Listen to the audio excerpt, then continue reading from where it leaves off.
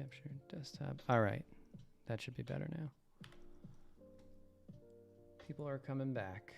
Tell me if you can hear me, if the setup is similar, or if something else happened and you cannot hear me. I would like to know if I can be heard. Yes, no.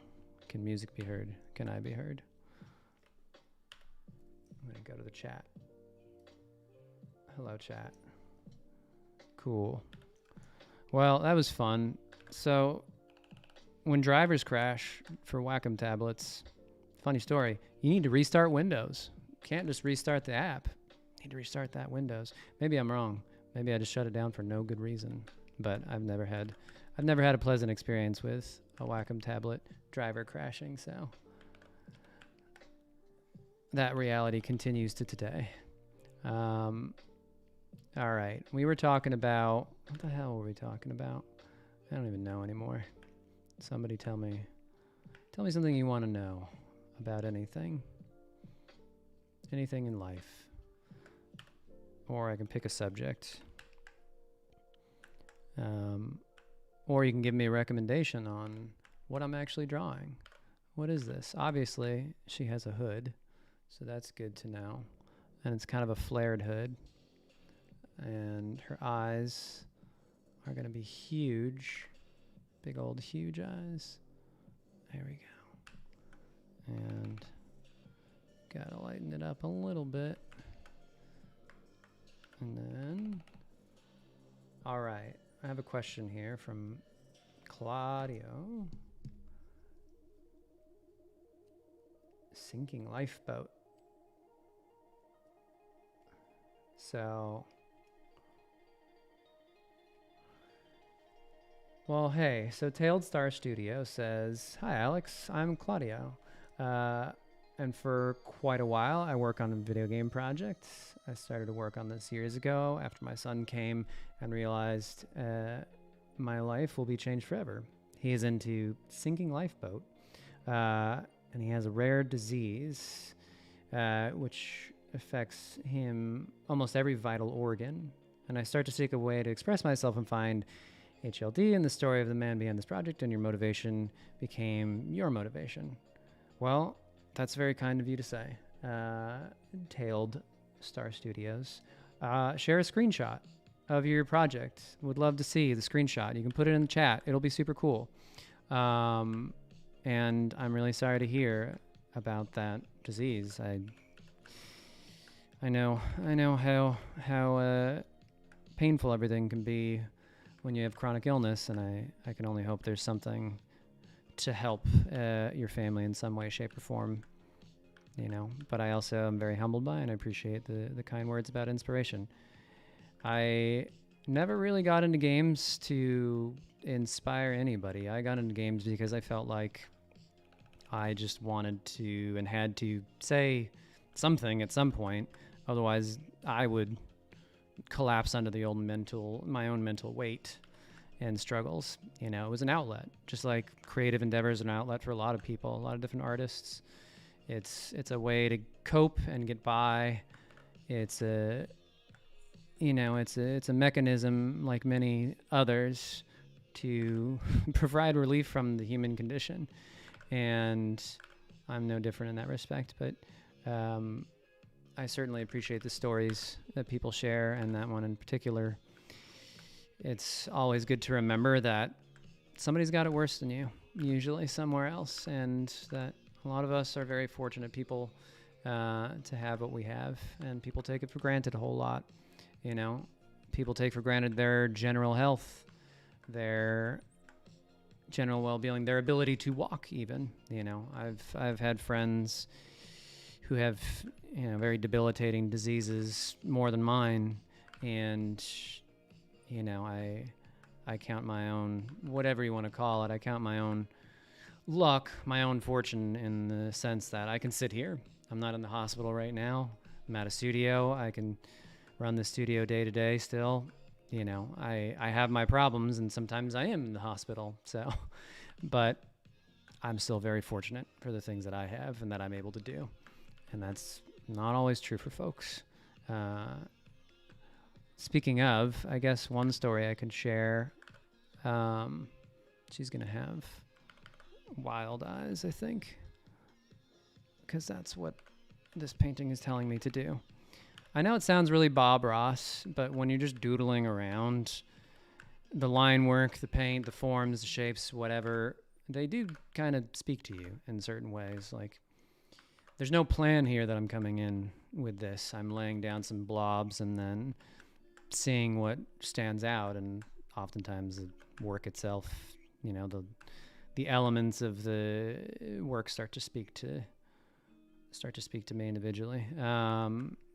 You know, at different times, it's like, oh, that's a face, or oh, you know, this dress should be that way, or this overcoat. She's wearing like this big frumpy overcoat, a really cool overcoat that I wish I had one like this.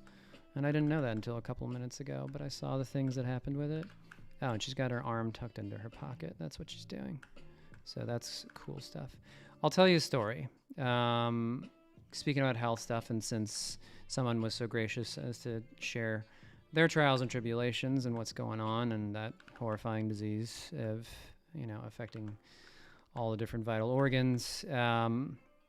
So I, from time to time, deal with a bunch of bullshit.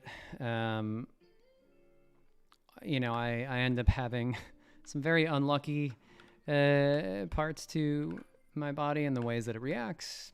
You know, Halloween night I spent sitting in front of a ER, as I've spent plenty of nights sitting in front of an ER, wondering if I need to go in or just trying to be near the place so I can be safe.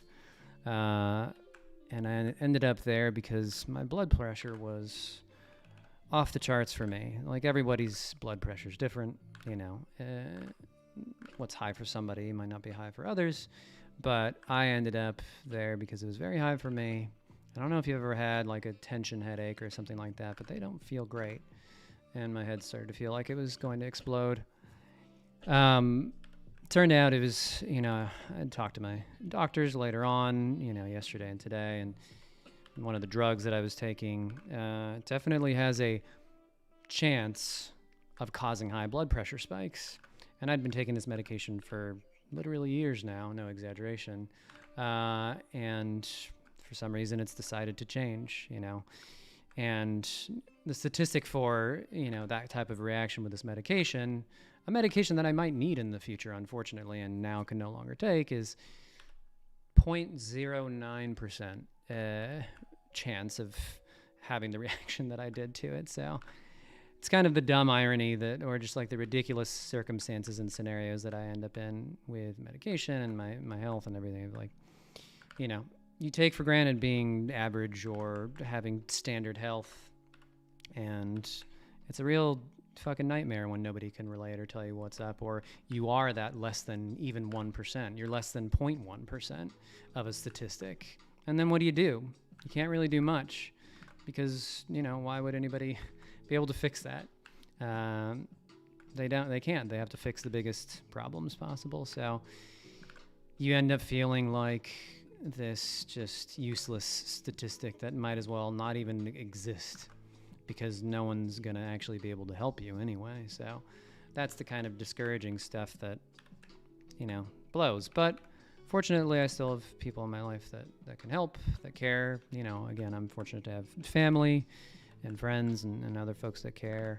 All right, I'm going to give her eyebrows. She's going to have big, thick, meaty eyebrows, bushy brows.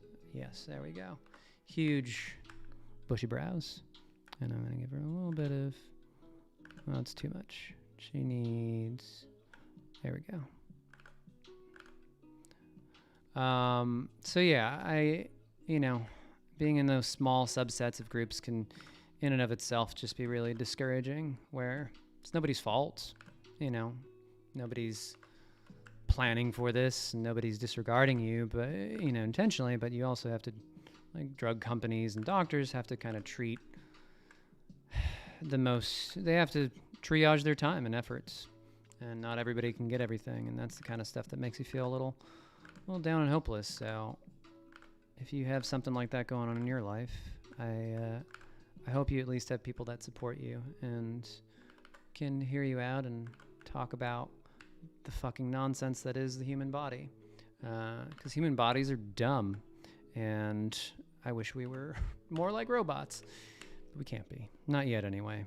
I would completely live in that Ghost in the Shell future if I could. Why the fuck not? Why not? Why not replace your limbs? Why not have a cyber brain and then you can jump into whatever body you want? That shit sounds dope. The fuck? But no, not to be. Maybe someday in our lifetimes we'll start to see transplants be more of a thing. But these days, no, not yet. Anyway. All right, she's going to have another hand in the pocket. She's going to be all pockets, I think, because I don't want to draw her hands today. Just going to draw pockets. All right. All right. I am looking at both chats, by the way. I have both chats up. So I just wanted to relay a story because this weekend was fucking nonsense. And sometimes you have nonsense weekends, and I don't know. It's good to be real.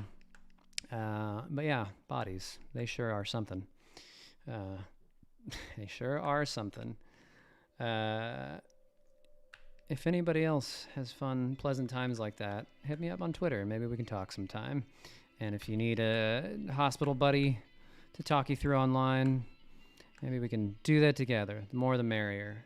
Open up a hospital Discord for people that are stuck in the nightmare that is hospital bureaucracy / waiting room / whatever it may be. Because that stuff is unfun, to say the least, and very scary at other times. So I don't know if people want something like that. If there are enough people out there, sounds fun to me. Discord times. What's up? Questions. Railroad Lion asks, I make art and worry that my inspirations are too obvious in my work. Is this something you've learned? Is this something you've learned how to handle better after working on your own games? So, this is a good question. I would say always worry, because that's what any good artist does. They are their own worst critics, or own harshest critics in a lot of ways. And I think if you lose sight of that, if you start to be kind of blustery or, too self-confident, it can bite you in the ass. Certainly you can get by and maybe you'll be just fine. But generally, I would say you're going to have a better time of it if you stay critical of yourself, of your work, and don't get too cocky, because shit can change at any given moment. And that's just the reality. You don't want to, I don't know, think of it however you want, jinxing it or whatever else. But ultimately, it's more about having a good personal responsibility for your own thoughts and feelings, and keeping some sort of guiding light for yourself when you are creative. So I don't think inherently that a voice in your head that's a bit of a naysayer is going to be a bad thing, because I think most artists, if not every artist, has it. Any good artist or artist worth their salt, they're thinking about all the ways things can go wrong, all the ways they can be better all the time. And that might be tough, but it leads to, I think, some of the best work that you can do. Is just being very critical, very introspective, and continually improving. So it's hard. It's a struggle. I don't know. There's a lot of famous philosophers and whatever else that talk about the struggle of creativity. Wrote my thesis on that shit. And it is a struggle, and it should be. Anything worthwhile should be a challenge to maintain, to get, to create, whatever it may be. It's only really worth it if it's difficult. Otherwise you're getting the easy shit, and who cares? So I don't know. If you are worried about influence and other parts of that stuff shining through, there's the old saying about that artist is wearing their influences on their sleeve, then change it. If it bothers you, which clearly you're asking the question and it's bothering you on some level, change it. I'm all for people kind of learning by example. Hell, I learned how to draw, how to paint, all this other stuff because my mom really was an amazing artist, is an amazing artist, and taught me a lot. And I learned by tracing her work when I was, like 3, 4, 5 years old, early days, because I couldn't draw a Ninja Turtle. And her teaching me that stuff was invaluable. And she didn't even know she was teaching me in some ways, because I would just like take the drawing and then run and trace it, because I wanted to draw that. I wanted her to draw, but I wanted to draw it. So that was a good way to learn process. That was a good way to learn form. It was a good way to learn a lot of things. So pulling from all sorts of sources of inspiration, there's no shame in that. Wanting to change that and become better and become, create your own style and be recognizable, that's great. And again, if you're worried about it, then just change it. Stop doing the stuff that is so obvious so that you feel better. Because if you're calling it out, clearly it's an issue. And the more unique you are, the better off you'll be. And it's a crowded market everywhere. It's a crowded market in games. It's a crowded market in illustration and concept work and whatever you're going to do. It's a crowded fucking market. So differentiate yourself. Do crazy stuff. Don't do the same types of blendings or anime characters or whatever it may be. Do neat and interesting and cool stuff. Make it your own. And that's kind of the final thing I'll say about it is you can make anything your own. If you have a style that you love from it's like, oh, I love Amano and I only want to draw like Amano. It's like, cool. You can be heavily influenced by, you can stylistically be similar, but find your own way. Like, take what you love about it and make it your own. Twist it and turn it and shape it.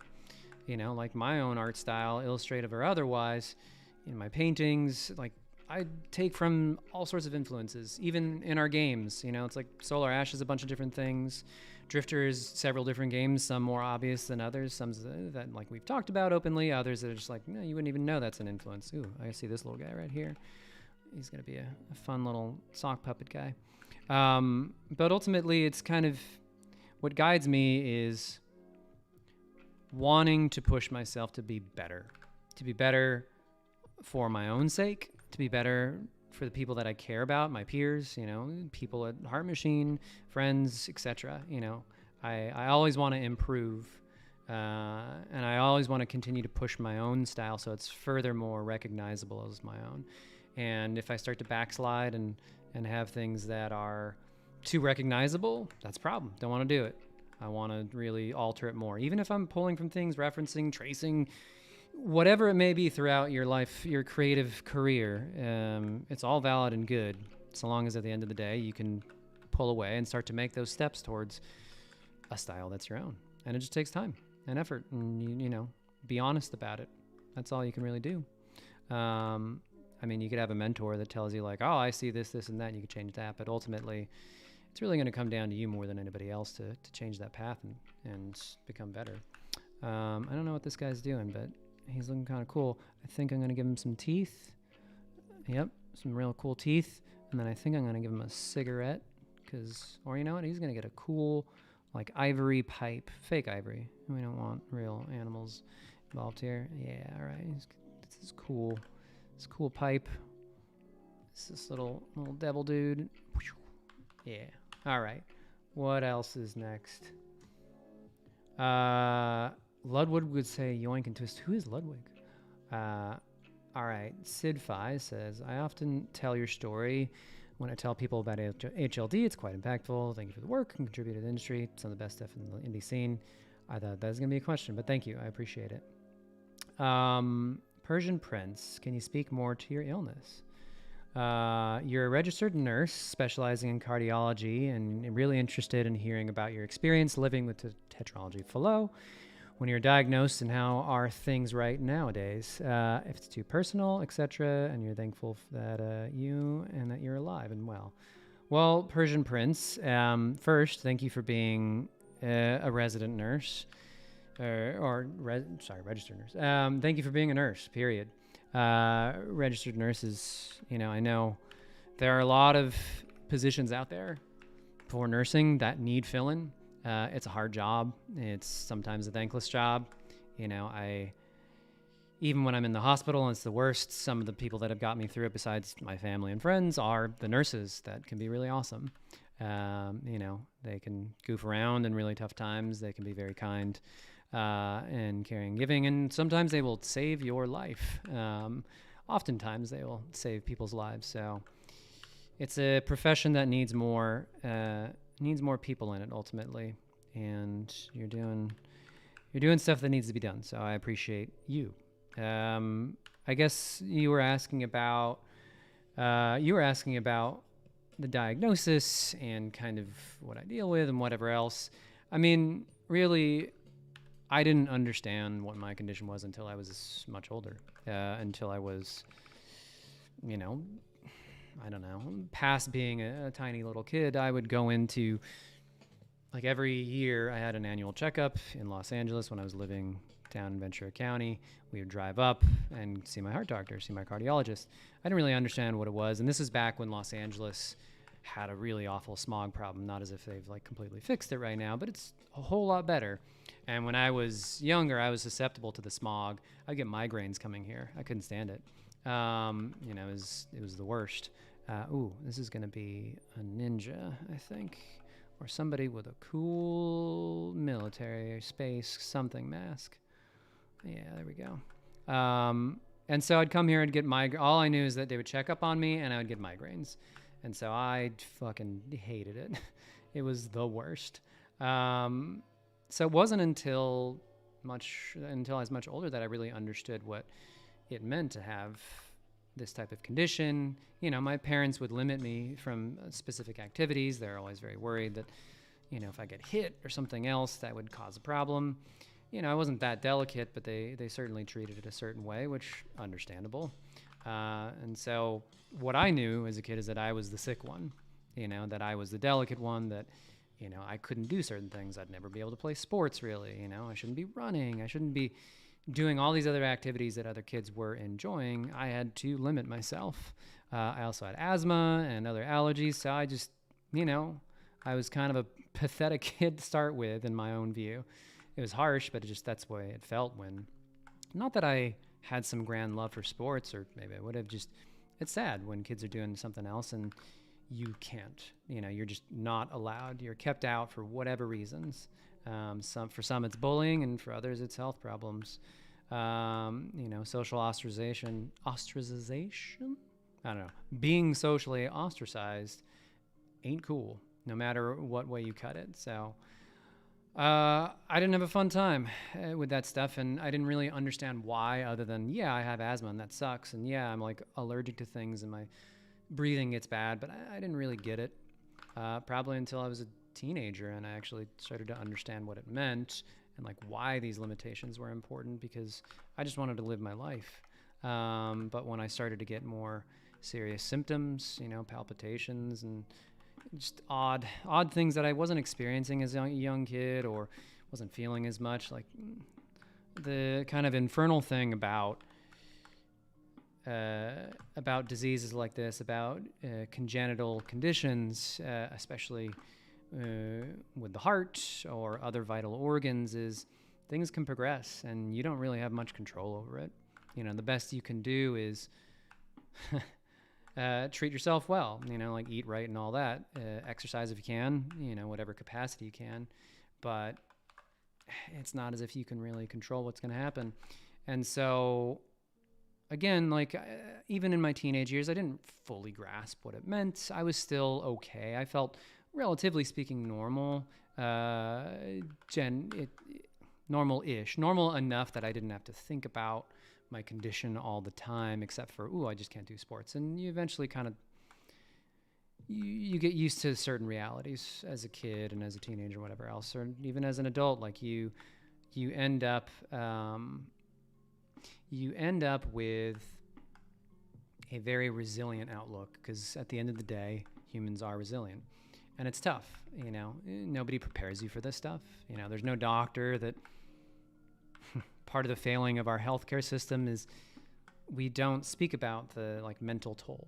We don't speak about any of the social aspects of diseases or debilitating syndromes or any of this other stuff in America. It's really just about the physical side. Can I get better?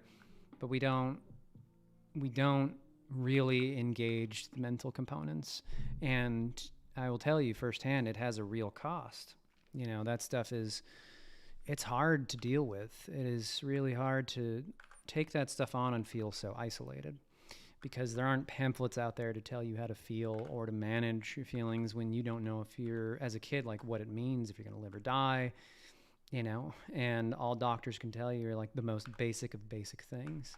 And your support network can be strong, but that's not the same as somebody else actually having this condition, having dealt with it firsthand. Like, it is a really isolating feeling, especially as a kid, young kid dealing with things that people shouldn't have to deal with ever, but, don't deal with until they're like 80, 90, whatever else, when they're old.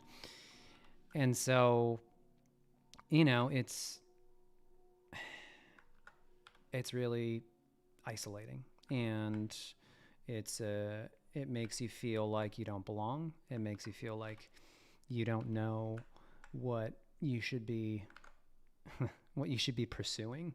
It always makes you feel like you don't fit in to a lot of places, because you don't, because nobody knows about this pain or trauma. Nobody could possibly know. And even the people that you do meet that want to understand, it's hard for them oftentimes, if not impossible.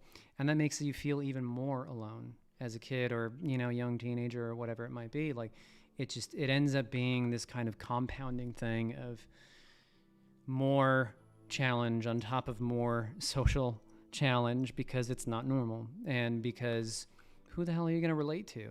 Like, you're going to find somebody else with your similar condition. Like, so there are support groups, but that's one aspect of it. It's one part of a week potentially, and I didn't have support groups going up and didn't even know they were really a thing. So, I'm happy to talk about this stuff, even though it's a challenge, if it gets anybody else to feel like they can connect, that they can feel less isolated and less alone. It's fortunate that we have the internet and we can do streams like this, or start a Discord, or whatever it may be. Like, I didn't have any of this growing up. I didn't know where to look for it. Internet wasn't like super popular until I was basically in high school, and even then it was limited. And so that's one of the things that the internet can really do well now, and that I appreciate, is you can connect with people that are experiencing the same thing, because it is so extraordinarily and inexplicably isolating to experience this type of stuff as a kid, as a teenager, and just feel like you have nowhere to turn. I came from a smaller town and limited set of people, friends, and whatever else, and it wasn't the most welcoming place when it came to things like this, as any small town is kind of a little strange in these ways. And so I don't know what else to say about it, other than like, it sucks. It sucks growing up with stuff like this. Even if you feel relatively normal some good amount of the time, even if you present as normal, not being debilitated in any way, shape, or form, you're still hiding some part of you. You're still stashing these feelings away, and it has a lasting impact on you, I will tell you. I've struggled in my adult years to connect with people, to feel connected, just even with people that I love and care about. It has a lasting impact when you're that isolated, and when doctors, parents, other people in the medical community just ignore this vital part of your experience existing, which is just your mental well-being. And I know we're better now these days as a society in America. We got a long fucking ways to go before we start to address any of the trauma that people feel or experience for disability or disease or just illness in general. There's so much stigma around mental health, to the point where again, you just like, it's not even a common thing. Like, you would fucking think that your cardiologist, they don't have to be a trained psychiatrist or anything like that, but you would think that in 2021, there'd be some consideration as a physician that there's more to it than just the body to address. You know, when I go into procedures, when I go into, you know, really heavy duty procedures, it's you know, this summer I went and got my pacemaker replaced, and I had a valve replaced because it had gotten too big and grown enough where it's becoming less elastic and all those dangers and less efficient. So I was more fatigued, whatever else. And that alone, like, is a lot to deal with and think about. And then on top of that, thinking about I have to go under, which is always a risk, always a danger. And then on top of that, you know, like, I don't know what's going to happen. I don't know if this is going to help me afterwards, if I'm going to have to just come back and do this again sooner than later. You know, like, it's a whole thing, because that's what I have to do for the rest of my life, is like, I will need to come in for procedures and just get fixed right up, get another balloon blown up inside of my heart and go under for Twilight, not the book series. And that's a lot to deal with, you know, and nary a word about the psychological impact of that. And then on top of that, think about, you know, your body is experiencing something. Even if you're asleep, even if you're out, like, it doesn't matter. Like, your body is feeling what happens. And you wake up from it and you feel fucking exhausted and terrible because of the medication. Sure, because it's heavy duty stuff. What is it? Propanol, whatever it is. The beautiful drug that they put into you so that you can peacefully go through these procedures. But the trick is, it's actually not that fucking peaceful, because they're still ripping into you with knives and other things. And like it or not, whether you're aware of it or not, your body feels these things and internalizes this trauma. And nobody tells you about that. You know, nobody talks about how that's going to feel when you wake up, how that's going to have an impact on you longer term with your mental state. But your body fucking knows. Like, it damn well feels it and knows it, even if you are not aware of it, mentally registering it. And it's bizarre to me that in 2021, when we talk a lot about mental health and well-being and everything else, that we still don't address things like this. The doctors don't even bother to even pretend this is a thing, you know, or that there's any disagreement that this is a thing at all in the medical community, which I don't even know. I haven't even tried to approach my doctor on it because, you know, they're too busy getting through all the things they need to get through, which are important, and you don't want to distract them. But still, it feels like, why do I have to be the person that experiences this alone, that seeks out healthcare, mental health care in some other vector? Why can't there be any kind of support system for this, for people that don't know any better, that don't want to do, that are incapable of doing the research, you know, or building a community? So, you know, we have a long ways to go with all sorts of things in healthcare around the world, and not just in America, you know, whether it's the destigmatization of any of this stuff or just awareness. And so I know there was a question about this a million years back that I kind of ended up circumnavigating, but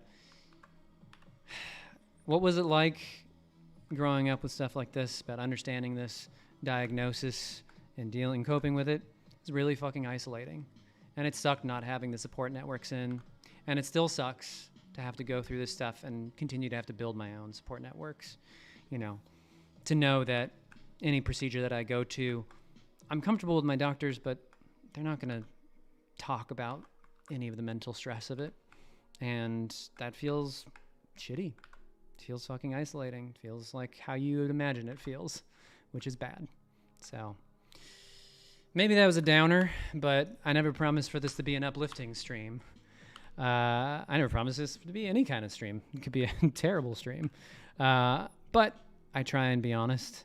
And that's my honest experience is, you know, if you know somebody that is going through significant changes physically, mentally, and it seems like they're isolated, it seems like they could use help, like go help them. If you care about them, go be with them.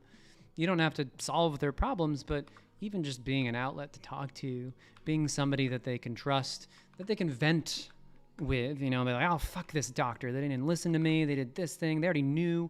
You know, I can't tell you how many times I've had to vent to friends, to significant others, or whatever else about doctors that just pissed me off.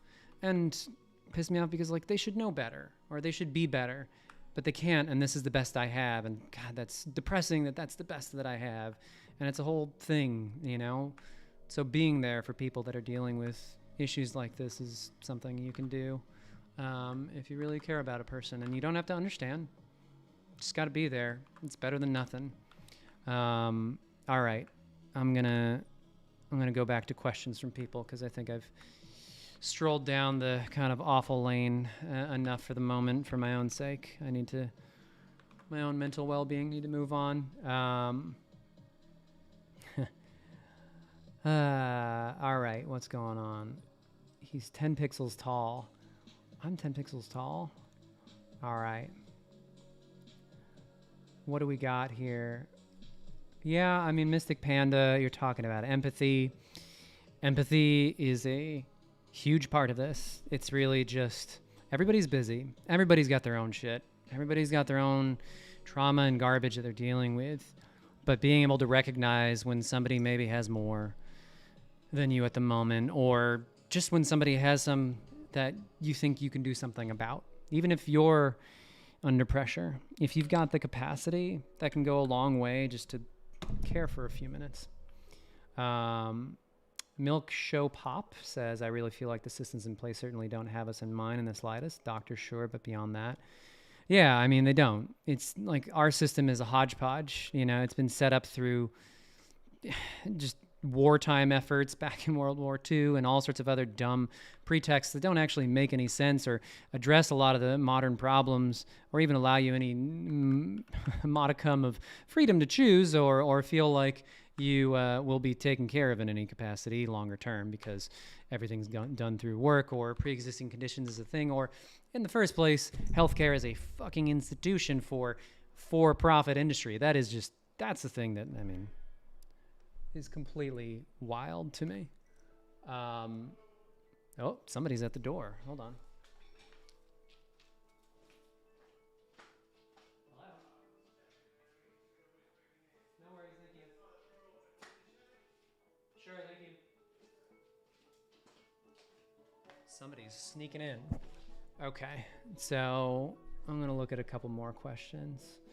HLD source. Oh boy. No, I don't think we're going to jump into source because that thing's behind a black box anyway. Game Maker never gave us source, so we just did what we could. Much like Unity doesn't often give source to developers. It's a less common occurrence than I think most would like. So unfortunately, no source code. Talk to the folks at Game Maker and see what's up. Or Yo-Yo Games is their official brand. All right. Who else? Any other questions? Do we have the same chair? I don't know. You tell me if we have the same chair. Death Think. Also, that's a dope name. Death Think. Who names that's... I want to know the story behind that name. Can you tell me the story behind the name Death Think? Because it sounds really stupid, but also really clever at the same time. And I enjoy stupid but clever things, so... it's great that we have the same chair. It's a great chair. It's a little scuzzy right now, but it's still great. Do I have any parasocial relationships? Well, who was that from? The Chris 2RC. Well, I don't know. Not really. Not really. I watch some streamers and whatever else, but I don't necessarily latch on to anybody. I'm kind of busy doing a lot of other shit to like really glom onto that, and I'm bad enough at keeping my IRL relationships in a good spot. You know, I'm busy all the damn time, and if I'm not busy, oftentimes I'm sick, and if I'm not sick, then I'm tired, because exhaustion is a real thing with my shit. So I wish I had more time for all sorts of relationships, including parasocial, but alas, none of that right now. Death Think says, I think a lot about death. Cynical mindset. Great. Well, there you go. You should make games. If you're inspired to make games, I'm really glad that you're inspired. Please make some video games. It is really fucking hard to do, so be prepared. Be prepared to fail a bunch. I know that's kind of a really common refrain or like word of advice from plenty of people in plenty of industries, but it is fucking true. If you want to make anything in this world that's worth a damn, it's hard to do, but that's what makes it worthwhile. So you got to have a lot of passion. You know, there are easier industries to get into than games also, and games don't necessarily pay well. It can, but that's not usually the common version of things of how it pans out. So just be aware of what you're getting into is what I would say. Games can be rad. If you like love them and passionate about it, amazing. Just be aware. Shit's tough. And draining and just all of the things you can imagine them being. All right. I don't know what else I'm drawing here. I got to find... Okay. I'm finding something here. This is looking like some other weirdo figure. Ooh, I can do like a creep face. There we go. Yeah, this will be like a weird junk monster. I'm always a fan of a weird junk monster. Does he have eyes? I think it... Yeah, there we go. Some weird eyes, and then I'll give it some glow. Rawr. Could be kind of sad. Or lazy. Stoned? Yeah, it's a stoned one. More stoned than not. Okay. All right. What other questions do folks have? Ask me about whatever for the last couple of minutes here before it turns to 7 o'clock and I exchange my human husk for a pumpkin suit, because that's what's going to happen. I promise. I wish. I wish I could transform at will into a pumpkin. What a life. What a dream. But no, I don't have that capability. Okay. Can I ask, so Celia, or Kayla, Celia, I don't know what, V Fallen Dream, can I ask about Solar Ash? If yes, will there be a demo? Sorry, I don't have good questions about life. You don't have to have questions about life, and that was a perfectly great question. That was a totally good question. No judgment on that question whatsoever. Zero question judgment.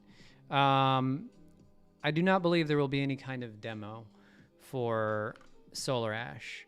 I think these days demos are tough because you can watch the thing online, you know, you can see it on the YouTubes and other such fine outlets, and you'll get a pretty good idea of what it is typically. Now, I'm a person that grew up with demos like the PlayStation Underground stuff or, you know, PC demos, and that's all I had as a kid who did not have any money. PC demos were the jam, and also emulators and ROMs. So I love demos, but I don't know. You get enough of that stuff, I think, with the advent of streaming services and other things like that. Like, there's not as much need. You know, you're not going into it blind. There are plenty of outlets for you to see like what this game is all about. And now you have things like Game Pass and other like free games on Epic and whatever else. So it's just, there's a lot. And there's a lot of games out there. So I get why a lot of publishers avoid demos. The thing that I'd always heard, which interesting industry insider thing, or sort of insider thing, but whatever. You could guess this too. It's like, well, demos kind of went by the wayside, not really because of streaming services originally, because those weren't quite around when demos were starting to go out of style, but because publishers started to look at how they would affect purchases ultimately. And like, wait a second, do we actually want to give a free demo of this? Because a lot of people will just play the demo and call it quits. And B, it's a lot of extra effort to do this demo in the first place. And so the return on investment there, like we want players to buy our game, stopped making sense at a certain point for enough publishers that they just said, fuck it. And it became less and less of a common thing. It's similar to like how a lot of publishers now have stopped going directly to, gaming outlets for their reviews or whatever else. They go to influencers. It's like, yeah, streaming and YouTube and whatever else, like all those things have really changed the landscape in a significant way. And as games become bigger and bigger and larger risks, it is tough to justify putting a demo that could potentially tank your game. Also, again, it is hard to make games and it is hard to make a demo, and making your game appear good while enticing the player to keep playing more of it, that's a rare accomplishment. I think the last demo that I played was Monster Hunter World, and that's a game that totally sustains that model. So it's like, yeah, makes sense, Monster Hunter. But for other games, not as much. Alexis asks, will there be any merch bundles, soundtracks to buy, like HLD Final or Switch Collector's Bundle, etc.? I would wager yes, there will be cool things to buy when it comes to merch for Solar Ash. We are definitely working on some stuff in the background. Folks will be made aware as soon as we can get it into people's hands. I wish we could do it earlier, but we had to delay our game, and it was a lot of work just to get this thing done, and we're still not out of the woods. We're going through the process. So once we have a bit more bandwidth, we'll have more stuff to announce on merch. But yes, I like merch. I like specific types of merch. And my philosophy, our philosophy for Heart Machine and merchandise is, if we would buy it, then great, let's make it. If we wouldn't buy it, then fuck that. We're not going to make it. So things like plushies or stickers or cool t-shirts or hoodies, yeah, I like all those things. Prints depends, it's got to be a really nice print. Soundtracks, sure, yeah, everyone loves a good soundtrack. People really love vinyl now. That was we did a really cool thing with Drifter, where I think we were the first, at least in games, but I think the first in like other methods too, to have such a jam-packed release where it was 4 records, full-size fucking records in a package, and this beefy, meaty, heavy thing that took so much money to ship out, and we sold out. People liked them, and I have a copy too. It's really cool, but damn if that thing isn't beefy. So it's pretty wild to try and fit the soundtrack onto that, and it's a little bit more of a common thing now. I know, like, I Am 8-Bit has done a few more of those, so it's cool to be the folks to start doing that, at least for games releases. So I think this is going to be a bird. Let's make this a bird. Okay, other questions, and then we're going to go in a couple of minutes here. So yeah, we had the repress come out for the HLD soundtrack recently. I think it's sold out, perhaps. I don't know. Who knows if we do another run? It's kind of a group conversation. It's never just up to me on these things. Rich has to agree, and I Mapid has to want to do it, and we all have to feel like it's going to be a valuable thing overall. So far it has been. So if it goes up again, snab it. Snab it? Snab is not a word. Snag it? Because it will go fast, I am fairly sure. Because it usually does. This is a weird demon person over here. Great. Okay, last couple of questions. We have David. I don't know how to pronounce with the accent mark, so excuse me for butchering the name. Will Solar Ash have ultra-wide support in PC? Solar Ash will not have ultra-wide support on PC out of the box. Never say never. We might patch it in a later date, but we're a small company. We have limited resources. We have to kind of focus on the stuff that's going to hit the widest audience, and not a lot of folks have ultra-wide, unfortunately. So again, never say never. We might support ultra wide down the line. That'd be very cool. I'm all for good PC options. As a person who plays most of his games on PC, I want to support as much as I can, but not out of the gate for ultra wide, unfortunately. So we might get there though. So fingers crossed. Depends on how many people ask for it and if it feels like a good use of our time and it's safe to do. It's not an easy undertaking. So I will say that's why it's not an out of the box feature for us, because like it requires some thinking and working out. Can there still be a Hyperlight Drifter 2? There can be, for sure. You know, again, never say never. It's like maybe there will be a Solar Ash 2. I don't know. It just depends on the landscape for games. It depends on what we end up doing longer term as a studio, like what projects we're all kind of invested in, looking forward to, what the personnel looks like. You know, you never know. And you can plan for things. There's only so much you can do to plan. You have contingencies upon contingencies if you're smart, because the landscape and games in general they change. You know, they change all the damn time, and you gotta be agile enough. Unless you're an EA/Ubisoft/Activision, whatever else, where you know that your profits are going to be coming from your annual installment of Mark game that is annual installment, or you already have a live service game that's been feeding you cash for 20 years. So, you know, for folks like us that don't have either of those things, that are kind of working in a very agile methodology where it's, hey, what's a cool thing that we want to fucking make? Because we only have so many projects in us as limited human beings, and why don't we put our efforts towards something dope as fuck? You know, we got to ask ourselves that each time and investigate and push forward and kind of reconcile that with the realities of the market, because it would be foolish to just put something out and not. So, you know, try and have a healthy balance and healthy perspective where the artist in me wants to say, fuck it, do whatever we want.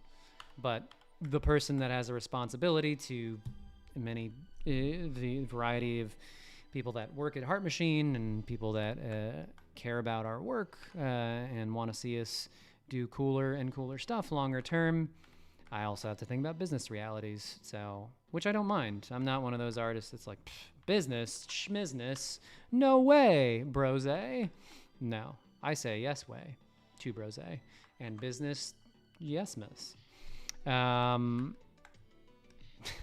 think I've been watching too much 30 Rock.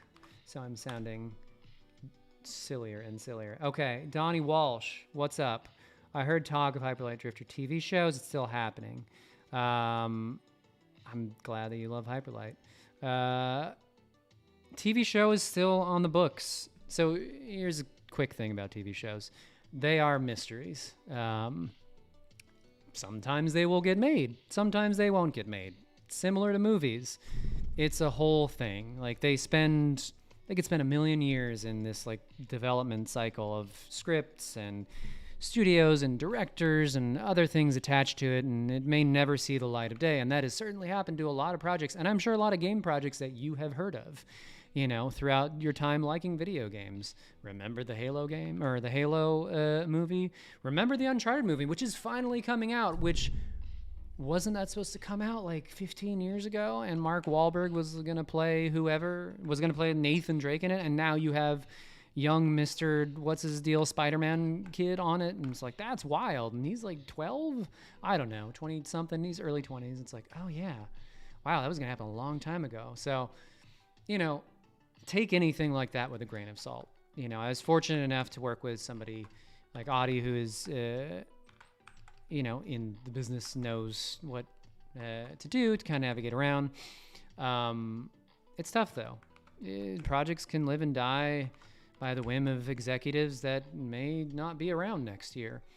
And that is true in games as well. It's not as if games are free from that turmoil. Plenty of games have been canceled for less than a sneeze. But I've had a few friends go through stuff on TV development, and you know, certainly on the Hyperlight side of things, like it's been kicking around for some time now. So I would love for it to happen. Will it happen? I don't know. Certainly there are things that have been written. There are things that I've participated in on the creative side. That's very cool. Wish I could tell you more, but again, no idea. I'm not gonna sit here and be like, oh hell yeah, it's coming out this year at this time. It's like, I hope it comes out. I'm pushing for it to be finished. Where stuff is happening on that front, but it just takes a while because TV, am I right? But yeah, also games, am I right? They're weird and crazy to get done, and quite an endeavor. And who knows how many games have been canceled quietly because some manager came along and said, I do not like this. Please get it out of my lineup. It's like, your lineup. So I don't know. It's there is an HLD tabletop, and hey, who knows if the series will be silent or not? Nobody has announced anything to that effect, so you might be right. It could be a silent series, a wordless series, and that would be very fitting. But I don't know. There's plenty of possibility with a Hyperlight series / anything that could happen in linear media. That's the joy of linear media. Linear media is you can do a lot of different things that you can't do in games, but that's also the joy of games. All right, couple last questions. Okami Nagi, thank you for the kind words. Come to the streams. I'm trying to do this pretty much every week, and I'm trying to think of things like, hey, maybe there's themes for the stream. Maybe I can draw something. Maybe I can start showing more stuff about the games and start opening up the process. We have the heart-to-heart stuff as interviews, but I think being able to talk about these things more openly, I will say in the future, I am looking forward to being able to stream more openly about current or potential projects, but that's, down the line. So I want to do more of this format. For now, very satisfied to just kind of get more comfortable, build some sort of audience slowly but surely, and see what people are interested in, get feedback. So if you fucking hate what I'm doing, then you don't have to be here. If you have critiques about this stuff, like, great, critique me. Tell me what you want to see. If you have questions or other ideas that you're like, you could do this because that would be super cool, all ears. Tell me what you want to see. And I'm super open to like different possibilities for how these streams can go. Besides telling me to like draw something truly awful, I will not draw bad, awful things just to like catch some weird clickbait thing. Perhaps next time, says Justin Cummings, we can all roleplay as pirates for the stream or segment. Pirates are a good fantasy set of characters, although they're kind of predicated on really terrible things that they do.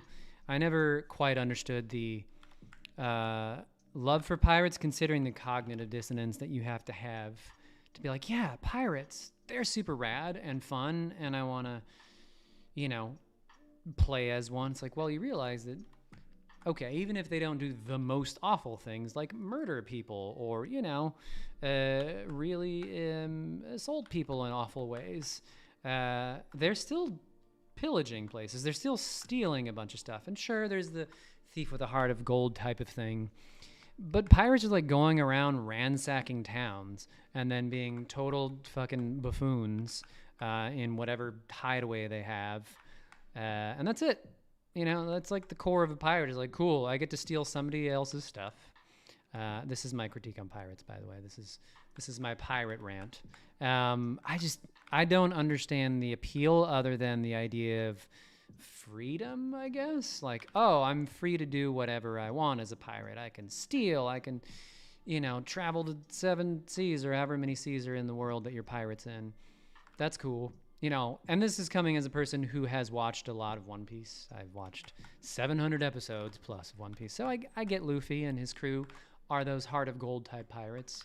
And that world is particularly screwed up because the Navy wants to rule everything / there are complicated geopolitical reasons to have people with this type of power. But even in that show, the pirates do really fucked up things. And it's good to have pirate jail for these really fucked up people. But still, here we are. People love those pirates. Love pirates in general. And it's just like, they're kind of bad people. There's a reason why they're pirates. But yet we celebrate the pirates. Anyway, rant over. Goodbye on the pirate subject.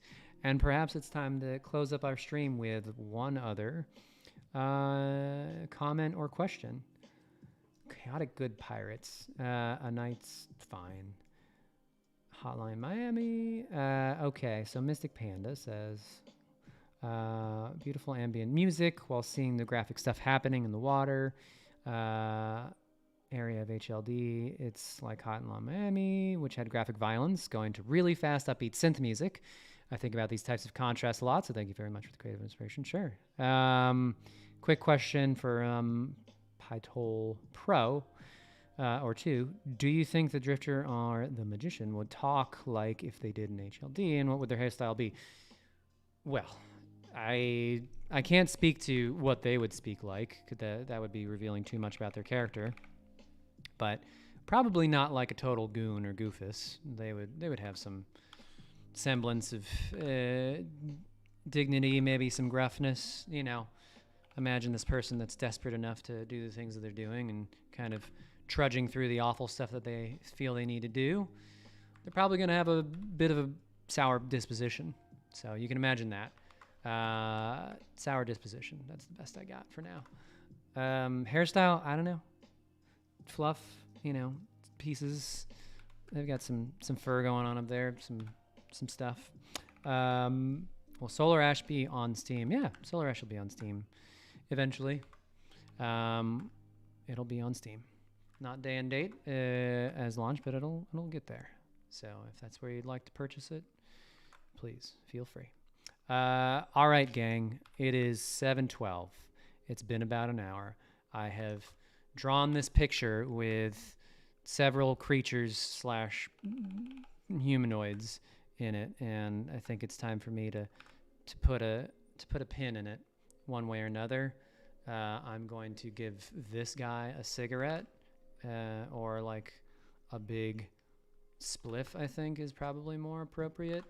There we go. And then it's going to burn a little bit. Yeah. And then he's going to get a little bit of the old... No, let's draw that again. Cool. Yeah. This is a smoking man's dream. We got this gal with a cool coat in the middle. Who needs the coat to go a little lower? Yep, great coat. I wish I had a coat like that. Ooh, I missed one of the flared. There we go. Boop, boop, boop. Just needs to do that. Cool. I think I will sign off with a fucking, you know, little signature there. All right, everybody. Well, thanks for joining up. Trying to grow this each week, you know, come hell or high water. Keep reaching out to people. Tell your friends about it. I guess like and subscribe or something like that, right? We will continue doing streams like this. I'll bring in other Heart Machine folks. I'll bring in other developers for the Heart to Hearts. You know, we had to get through some big push on the Solar Ash side for shipping that out, but as we have a little more bandwidth, we'll resume those again. So look forward to announcements on those fronts. But for now, we have this stream week by week. All right. I'll count it down, and I'll see you all next time. 3, 2, 1, goodbye.